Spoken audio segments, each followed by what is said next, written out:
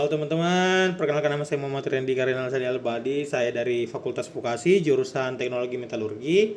Hari ini saya akan menjelaskan bagaimana lahirnya bahasa Indonesia dan sejarah bahasa Indonesia itu sendiri. Bahasa Indonesia memiliki akar histori yang berakar dari bahasa Melayu, khususnya varian bahasa Melayu Pasar yang telah lama digunakan sebagai lingua franca atau bahasa penghubung di Nusantara selama berabad-abad.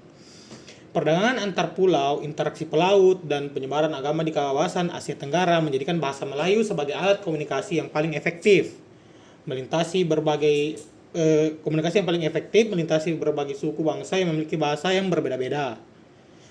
Pada masa kejayaan Sriwijaya, bahasa Melayu bahkan telah digunakan sebagai bahasa resmi, kebudayaan, dan administrasi kerajaan.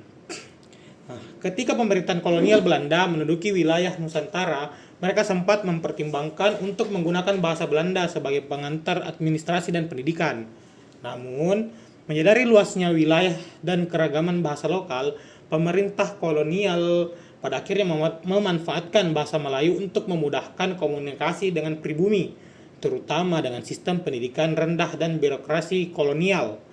Di sisi lain, kaum pergerakan nasional justru melihat peluang besar pada bahasa Melayu. Melalui surat kabar, majalah, dan organisasi pergerakan seperti Budi Utomo dan Serikat Islam, bahasa Melayu diadopsi dan dimodernisasi secara sadar untuk menyebarkan gagasan nasionalisme, persatuan, serta perlawanan terhadap kolonial.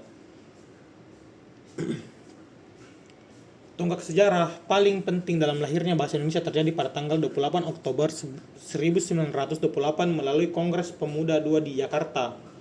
Dalam kongres tersebut, para pemuda dari berbagai suku dan daerah di seluruh penjuru Nusantara mengikrarkan Sumpah Pemuda.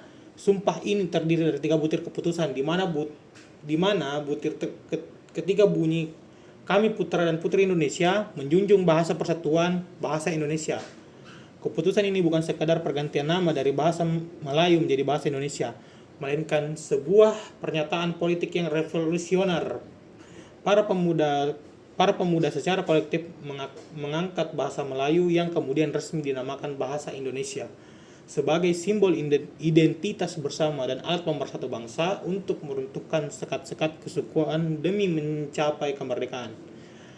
Pasca proklamasi kemerdekaan Republik Indonesia pada tanggal 17 Agustus 1945, status bahasa Indonesia dikukuhkan secara konstitusional dalam Undang-Undang Dasar 1945 bab 16 pasal 36. Bab 15 pasal 36 ditetapkan dengan bahwa bahasa negara ialah bahasa Indonesia. Pengukuhan ini memberikan legitimasi hukum yang kuat bagi bahasa Indonesia untuk berfungsi sebagai bahasa resmi negara, pengantar pendidikan, alat penghubung tingkat nasional, serta media pengembangan kebudayaan nasional. Sejak saat itu, bahasa Indonesia terus berkembang pesat menyerap kosakata dari berbagai bahasa daerah seperti Jawa, Sunda, Minangkabau, serta bahasa-bahasa asing seperti Arab, Belanda, dan Inggris guna memperkaya perbendaharaan katanya demi menghadapi dinamika zaman yang terus berubah. Hingga hari ini, perjalanan bahasa Indonesia menjadi bukti nyata bagaimana sebuah bahasa dapat menyatukan ratusan kelompok etnis yang berbeda tanpa harus menghilangkan identitas lokal masing-masing.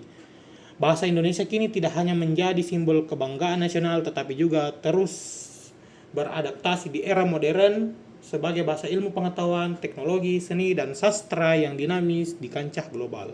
Oke, sekian itu saja untuk saya. Terima kasih. Wassalamualaikum warahmatullahi wabarakatuh.